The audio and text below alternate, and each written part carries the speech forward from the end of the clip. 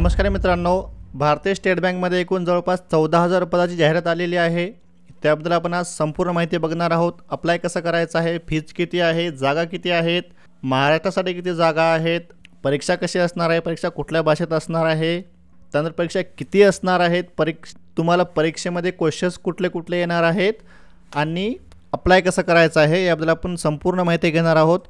त्या अगोदर तुम्ही जर आपल्या चॅनलवर नवीन असाल तर चॅनल सबस्क्राइब करा, म्हणजे मी जे काही व्हिडिओ टाकेल त्याचं तुम्हाला नोटिफिकेशन मिळून जाईल। ठीक आहे, तर आपण व्हिडिओला सुरुवात करूयात।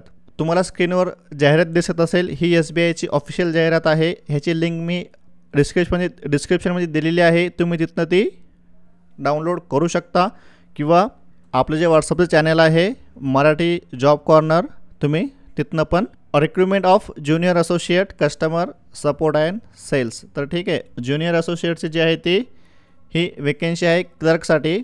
ऑनलाईन रजिस्ट्रेशन जे आहे ते चालू झालेले आहेत। 17 डिसेंबरपासून 7 जानेवारीपर्यंत तुम्ही इथे अप्लाय करू शकता।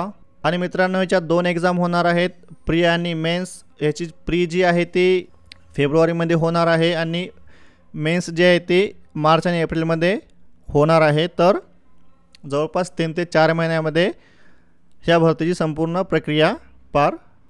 तर खूप चांगली संधी आहे, जर तुमचं ग्रॅज्युएशन झालेलं असेल तर तुम्ही इथे अप्लाय करू शकता। तर आपण आता जागा बघूयात की जागा टोटल किती आहेत।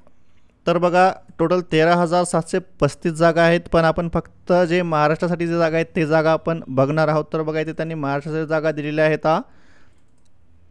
एकूण 1163 जागा आहेत महाराष्ट्रासाठी। आणि तुम्ही जर गोवासाठी तुम्हाला अप्लाय करायला, तुम्ही गोवासाठी पण अप्लाय करू शकता। इथे गोवासाठी त्यांनी एकूण टोटल 20 जागा त्यांनी दिलेल्या आहेत।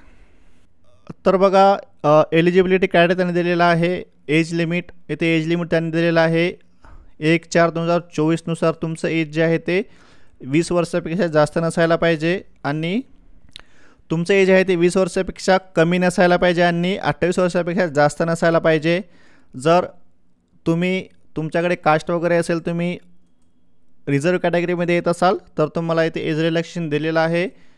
SC/ST साठी 5 वर्ष आहे, OBCसाठी 3 वर्ष आणि PWBDसाठी 10 वर्ष, जनरल EWSसाठी SC/ST साठी 15 वर्ष, OBCसाठी 13 वर्ष। त्यानंतर तुम्ही एक्स सर्व्हिसमॅन वगैरे असाल तर तुम्हाला इथे त्यांनी यामध्ये पण एज रिलॅक्सेशन दिलेलं आहे। विडोज, डेव्स, वुमन अँड इथे त्यांनी ह्यांच्यासाठी पण जे आहे ते आरक्षण दिलेलं आहे 7 वर्षापर्यंत, त्यांच्यासाठी पण इथे सूट दिलेली आहे। आणि जर SBIचे जे ट्रेनी असतात अप्रेंटिसशिपवाले, त्यांसाठी पण इथे त्यांनी इथे एज रिलॅक्सेशन दिलेलं आहे। तुम्ही जर या कॅटेगरीमध्ये येत असाल तर प्रॉपर जाहिरात बघून त्यानंतरच अप्लाय करा। तर बघा, इथे सिलेक्शन प्रोसेस दिली आहे त्यांनी। The selection process will consist of online test, pre and main exam and test of specified of local language. तर तुमची जी लोकल लँग्वेज आहे त्यामध्ये तुमची इथे टेस्ट होणार आहे।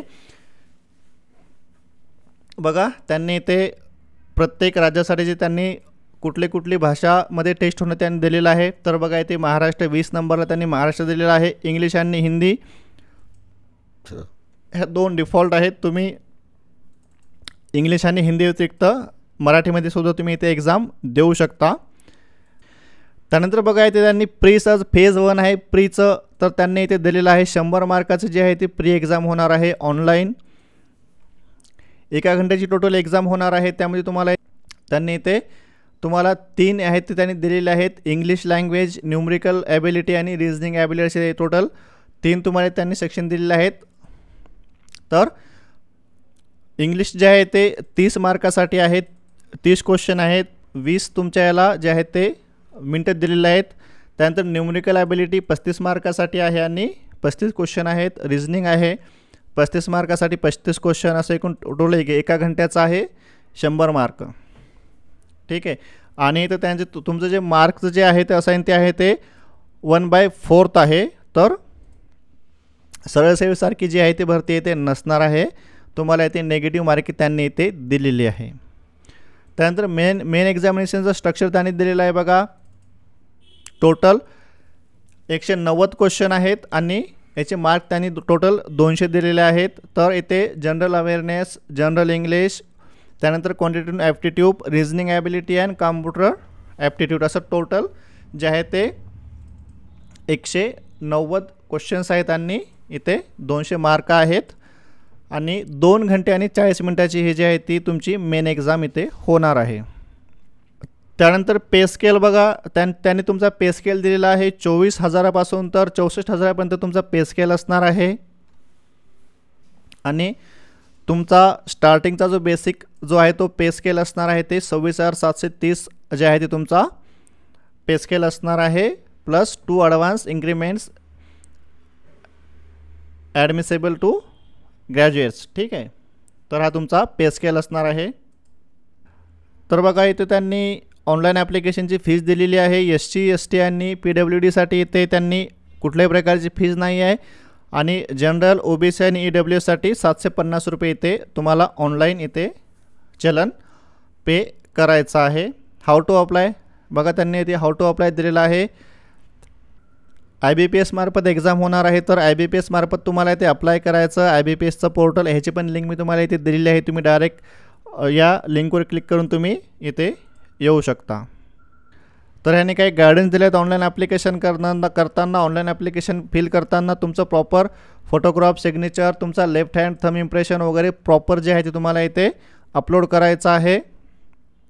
सगळे जे तुमची इन्फॉर्मेशन आहे ॲज पर आधार आणि ॲज पर तुमचे डॉक्युमेंट्स त्यानुसार तुम्हाला इथे तुमची प्रॉपर इन्फॉर्मेशन तुम्हाला इथे फिल करायची आहे. कुठल्या प्रकार तुम्हाला इथे जे आहे ते ॲप्लिकेशनमध्ये चूक होऊ द्यायची नाही आहे. त्यानंतर ॲप्लिकेशन फॉर्म तुमचा भरून झाला त्याची प्रिंटआउट तुम्हाला तुमच्याकडे ठेवायची आहे. त्यानंतर बघा त्यांनी एक्झाम सेंटर दिलेले आहेत. तर इथे एक्झाम सेंटर आपण बघूयात. महाराष्ट्रासाठी एक्झाम सेंटर त्यांनी कुठले कुठले दिलेले आहेत. तर बघा इथे 30 नंबरला त्यांनी महाराष्ट्र दिलेला आहे. महाराष्ट्रामध्ये अहमदनगर, अकोला, अमरावती, छत्रपती संभाजीनगर, धुळे, जळगाव, कोल्हापूर, लातूर, मुंबई, ठाणे, नवी मुंबई, नागपूर, नांदेड, नाशिक, पुणे, रायगड, सांगली, सातारा आणि सोलापूर एवढे जे आहेत ते एक्झाम सेंटर तुम्ही इथे सिलेक्ट करू शकता.